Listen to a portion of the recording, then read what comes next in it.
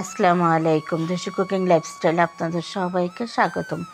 আশা করছি আপনারা সবাই ভালো আছেন। আমি আলহামদুলিল্লাহ ভালো আছি।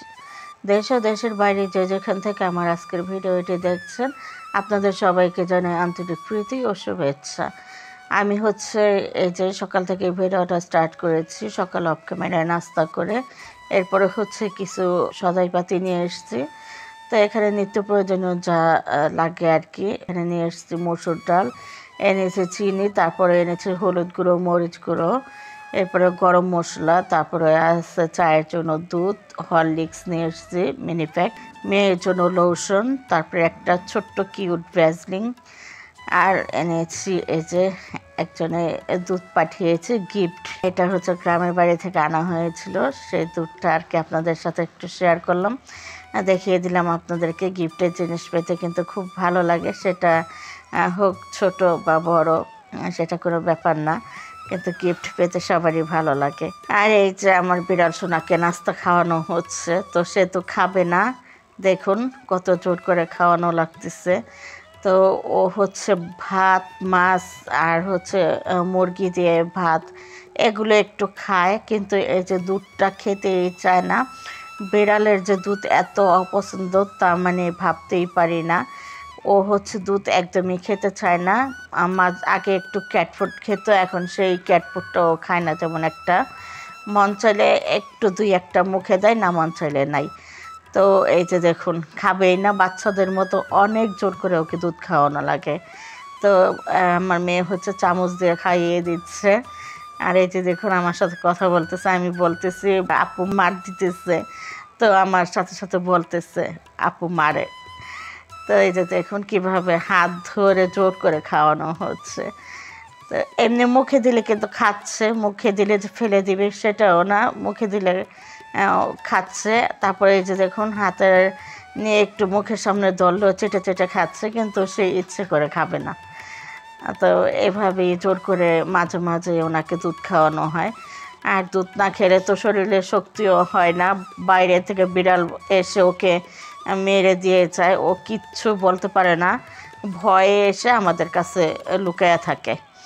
তো এই জন্য একটু দুধ খাওয়ানোর চেষ্টা করি। দেখুন সে খাবে না, অথচ আরামসে বসে বসে নেজ নাড়াচ্ছে। তো এরপরে তো অনেক জোর করে তাকে কিছুটা দুধ খাইয়ে দেওয়া হয়েছে। তো বন্ধুরা, যারা ভিডিওটা দেখা স্টার্ট করেছেন, এখনও যারা একটি লাইক দেন নাই, তারা প্লিজ একটি লাইক দিয়ে ভিডিওটা কন্টিনিউ করুন। তো গতকাল কারো ভিডিও আমি দেখতে পারিনি, আমার নিজের ভিডিও আপলোড করতে পারি নাই। আমার মোবাইলে একটু সমস্যা হয়েছিল। তো আমার তো মানে মাথায় বাড়ি, মানে সিচুয়েশন তো অনেক খারাপ আমার। তো এই অবস্থায় যদি মোবাইলটাও সমস্যা হয়ে যায়, তাহলে তো আমার ভিডিও আপলোড করা, তারপর ভিডিও দেখা কোনোটাই হবে না। আর আমার এই একটাই মোবাইল, আমার এই মোবাইলটা কেনা হয়েছে 2020 সালে। তো এখনও কিন্তু অনেক ভালো আছে আলহামদুলিল্লাহ, যেহেতু ভালো কোম্পানির পড়েছিল মোবাইলটা, তো সেজন্য এখনও অনেক ভালো আছে। কিন্তু এই যে হঠাৎ করে একটু ডিস্টার্ব দিয়েছে, তো এরপরে ঠিক করে নিয়েছি। তো এখন আবার ভিডিও কন্টিনিউ করলাম। তো এই ভিডিওগুলো তো করাই ছিল। আর দেখুন সে খাবে না, অথচ কুলে বসে বসে নেজ নাড়াচ্ছে, মানে এত কিউট হয়েছে। বড় হয়েছে, কিন্তু 1 বছর বয়স হয়ে গেছে।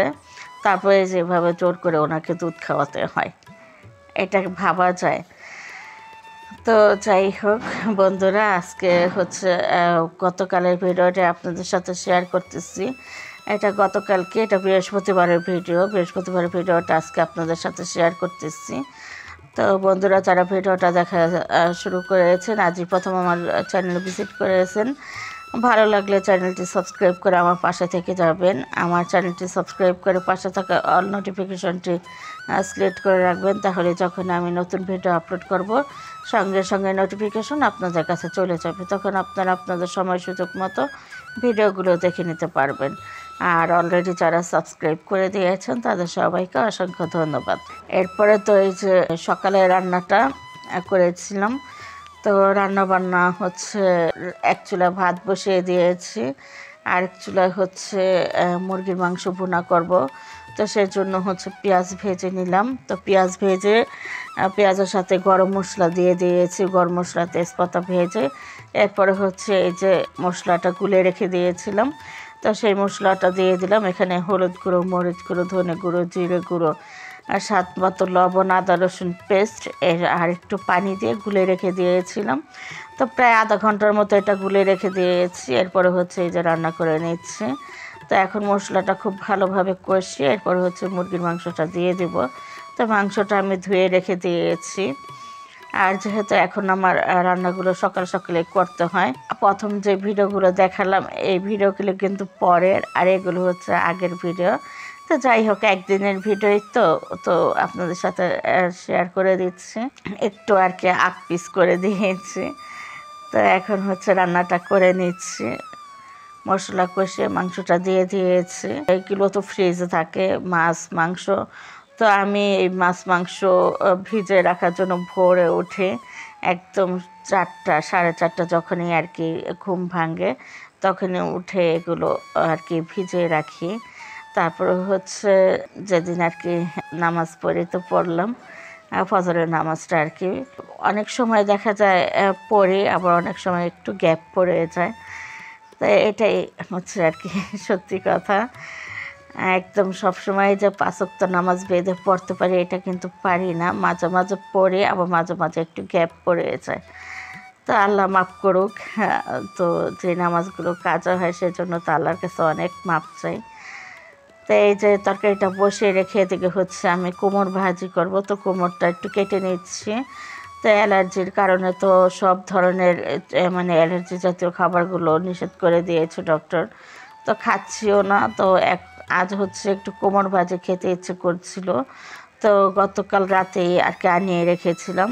তো এরপরে হচ্ছে এই যে কেটে ভাজি করে নিচ্ছি। আর হচ্ছে কোমর ভাজিটা খেয়েছি, কিন্তু এটা খাওয়ার পরে না আমার আর তেমন কোনো সমস্যা হয় নাই। অনেকটা যে চুলকায় সে আর কি অনেক চুলকায় নাই, এমনি সবসময় যেরকম আর কি সাধারণভাবে একটু চুলকায় ওই রকমই। তো যাই হোক, এখন অনেকটাই কমের দিকে আছে অ্যালার্জিটা আমার। তো এখন ওষুধও খাচ্ছি, আবার হচ্ছে ইঞ্জেকশনও দিচ্ছে, আর সপ্তাহে একটা করে ইঞ্জেকশন দিতে হচ্ছে। আর আমার মেয়েরটা আল্লাহ রহমতে আল্লাহ মাফ করেছে, ওরটা একদম কমে গেছে। এখন আমারটাই হচ্ছে সমস্যা, আমারটা সম্পূর্ণ কমে নাই, কিছুটা কমেছে। তো আপনারা দোয়া করবেন। আর আল্লাহর রহমতে এখন অনেকটাই বেটার আছি। তো বাকি যতটুকু আছে এগুলো কমে গেলে বা সুস্থতা যা আল্লাহ তাআলার কত বড় নিয়ামত, তা অসুস্থ না হলে বোঝাই যায় না। আমার মেয়ে যখন অ্যালার্জিতে কষ্ট করত তখন আল্লাহকে বলতাম যে আল্লাহ, আমার মেয়ে যে কষ্ট করতেছে এই অ্যালার্জির কারণে, তো তুমি ওকে সুস্থতা দান করো, লাগলে ওর সমস্যাগুলো তুমি আমাকে দাও, তাও ওকে সুস্থতা দান করো।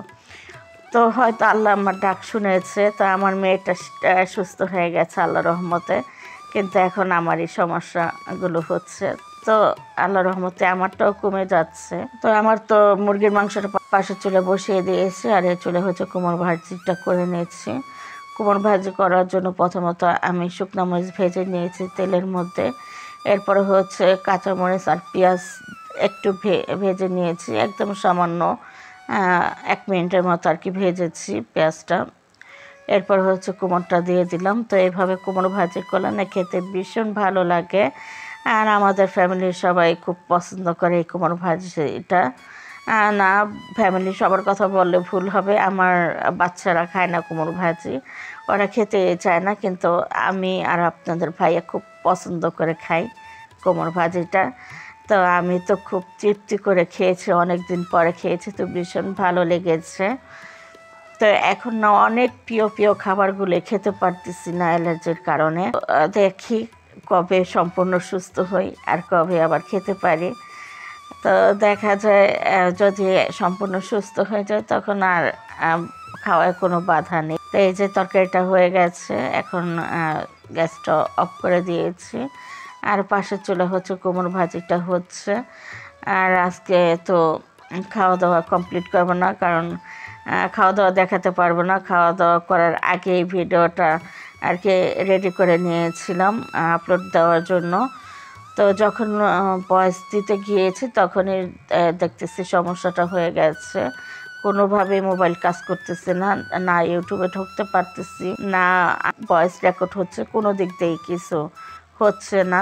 তারপরে আর কি এভাবেই রেখে দিলাম। এরপরে হচ্ছে এই যে এটা সন্ধ্যার নাস্তা করেছিলাম। তো আমার ছেলে আমার জন্য দেখুন নাস্তা রেডি করেছে, তো খেয়ে নিচ্ছে, সেও খাবে আর আমার জন্য রেডি করেছে যে মালটাগুলো আমার ছেলেই কেটে নিয়েছে। তো বন্ধুরা আজকে এই সন্ধ্যার নাস্তাটাই আপনাদের সাথে শেয়ার করতেছি। তো এই যে আরেকদিন ফিরনি রান্না করেছিলাম, তো সেই ফিরনিটা নিয়ে নিয়েছি।